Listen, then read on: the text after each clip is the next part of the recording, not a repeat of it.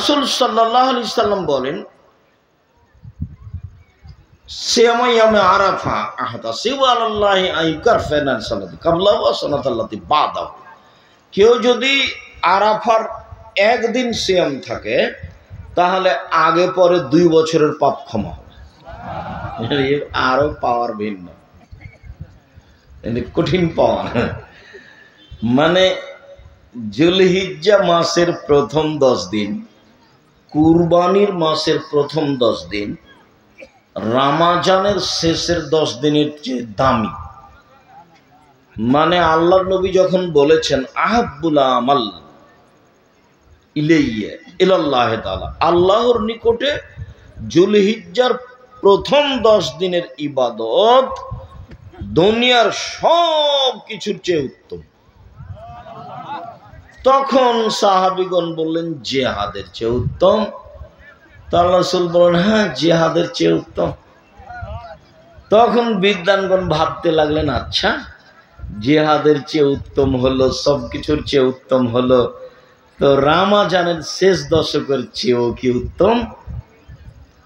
রমজানের শেষ দশক তো আল্লাহ রাসূল একবারে প্রস্তুতি, কম খাও, কম ঘুমাও, কম কথা বলো, ব্যবসা বাণিজ্য কমাও, তাসবিহ তাহলিল জিকির আজকার, সারা রাত জেগে থাকো, 8 রাকাত তারাবি পড়ো, দীর্ঘ কিরাত করো, দীর্ঘ সিজদা করো, দীর্ঘ রুকু করো, ঘন্টা ঘন্টা কান্নাকাটি করো, ইবাদত করো, খুব সব সময় জেগে থাকো। আল্লাহ রাসূল নিজে জাগলেন, পরিবারকে জাগালেন, রাত জেগে থাকলেন। মুহররমের 10 তারিখে যত, রমজানের শেষ দশকে যত চেষ্টা করতেন কখনো তা চেষ্টা করতেন না। তো এগুলো তো অনেক হাদিস। তো যুলহিজ্জার প্রথম 10-এর ব্যাপারে যে বললেন সবচেয়ে ভালো, তাহলে কি রমজানের শেষ দশকের চেয়ে যুলহিজ্জার প্রথম দশক বেশি দামি? তখন বিদ্বানগণ বলছেন যে হ্যাঁ। কেন? বলছে রমজানের শেষ দশকে একটাই জিনিস আছে, সেইটা হলো লাইলাতুল কদর। আর যুলহিজ্জাতে 3টা আছে।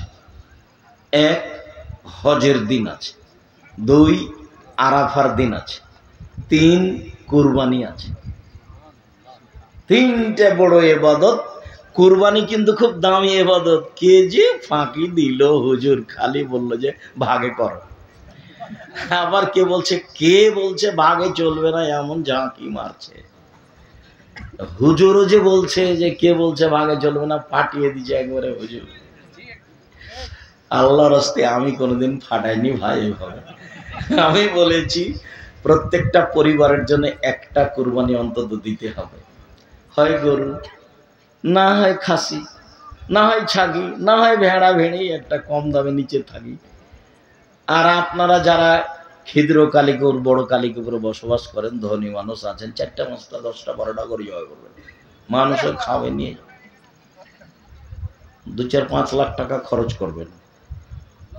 টাকা রেখে গিয়ে কি করবেন? ছেলে মেয়ে খালি ভাগ করে নেবে, মারামারি করে, প্রয়োজনে মামলা করে। তো গাইবান্ধা রংপুরে বাড়ি, তো বোনের আগে ভাগ দেয়নি, তখন মামলা করে দিয়েছে। তো কাঠগড়াতে বোন একদিকে আছে, ভাই একদিকে আছে, কি ব্যাপার, আমরা তো বাপের জমি ভাগ পাইনি, তখন মামলা করেছে।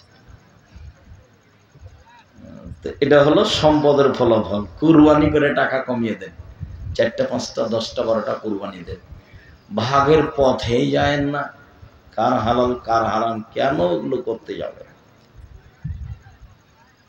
যতই জোরে বলুক হুজুরের কণ্ঠের চোটে ভেসে যাবেন না। কুরবানি খুব দামি ইবাদত। কুরবানি আল্লাহর কাছে খুব সন্তুষ্টপূর্ণ ইবাদত। আমরা গোশত খেতে পাই, এটা আল্লাহর একটা দয়া। আমরা গোশত খেতে পাই, এটা কি? আল্লাহর দয়া। আগে কুরবানির পশু কি হতো? জ্বলে যেত।